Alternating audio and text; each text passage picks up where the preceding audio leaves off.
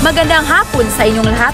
Ako si Kizelan C. Malinaw, nagre-report ng live mula sa puso ng ating komunidad. Ngayon, tatalakayin natin ang isang napapanahong isyu na nakaapekto sa ating lugar, ang kahalagahan ng malinis na mga kalye at mga lugar. Anong balita dyan, Sheila? Tulad ng iyong nakikita, ang ating paaralan ay marumi at puno ng basura. Panahon na upang kumilos tayo at ibalik ang kagandahan ng ating paaralan.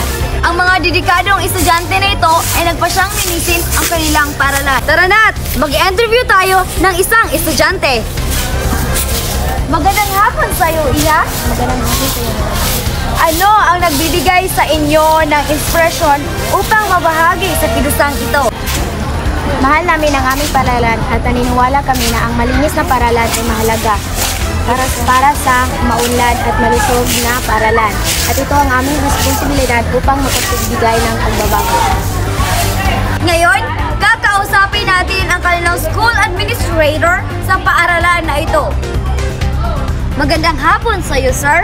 Magandang hapon rin, ma'am. Ano ang iyong masasabi sa mga nagagawa ng mga estudyante dito kasama ang paglilinis ng paaralan? Naintindihan namin ang kahalagahan ng sitwasyon, ma'am.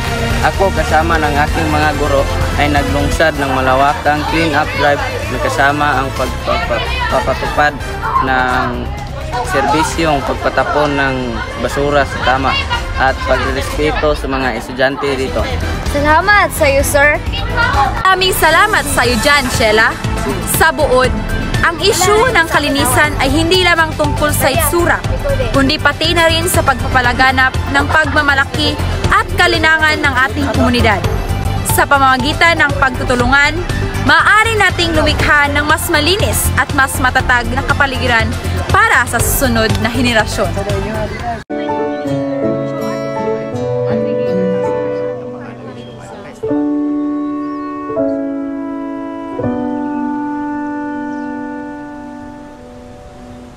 Okay ka lang, baby babe? Masakit lang ulo ko. Kanina ka pa kasi dyan. Ipahinga mo muna yung mata mo. Tsaka, masyado ka atang stress. Max, kailangan maganda tong speech na to. This could make the difference sa presentation natin. Itong pwedeng magpanalo sa atin. Ang hirap ng isulat nito.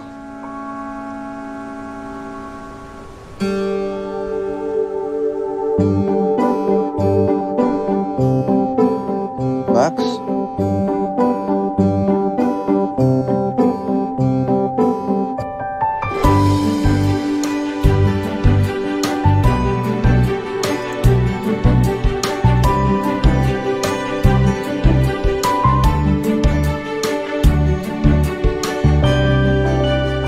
Ako naman nawala ka.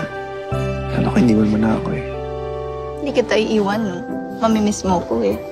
Oo naman. Kinuha lang kita ng gumot. Gamot? Ito, bye, Jessie. Kasi dito.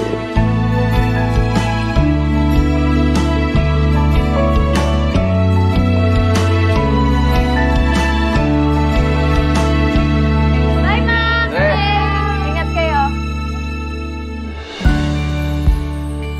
Kamusta? Do you feel better? Hindi na masakit ang ulo ko. Magaling at maingat eh. Tulad ng alaga mo. But you know what will make me feel better? Magaling ka na nga! Magaling nga. Magaling magmahal sa'yo.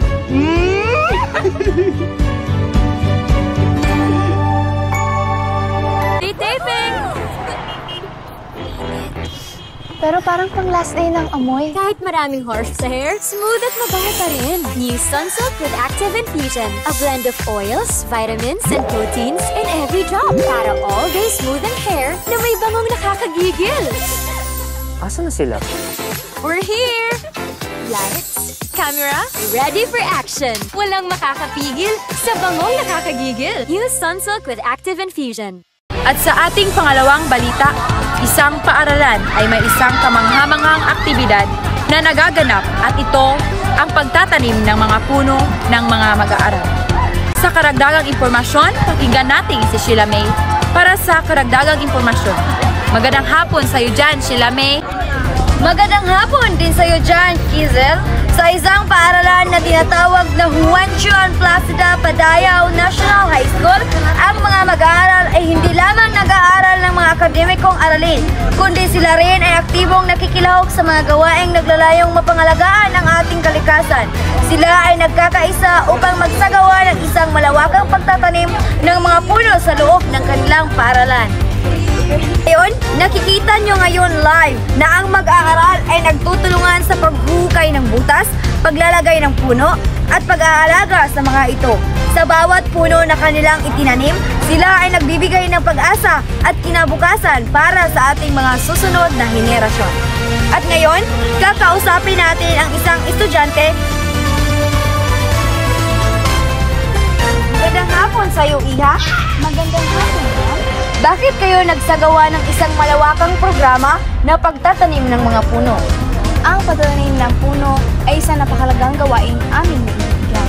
Hindi lamang sa benepisyo ng ating kalikasan, pati na rin sa aming mag-aaral. Ito ay nagbibigay sa amin ng pagkakataong makiisa sa mga environmental initiatives at magkaroon ng kahatangahan sa ating kalikasan. Salamat, Iha! Ito ang ating balita tungkol sa pagtatanim ng mga puno ng mag-aaral dito sa Juan Juan Placida Padayaw National High School. Back to you, Attorney Kizel. Tama sa iyong balita, Sheila. At yun lang po ang ating balita sa araw na ito. Sama-sama tayong maglinis at magtanim ng puno para sa magandang bundok. Ko si Attorney Kizel Simalinaw at ito ang Handa Kalikasan. Maraming salamat sa iyong panonood.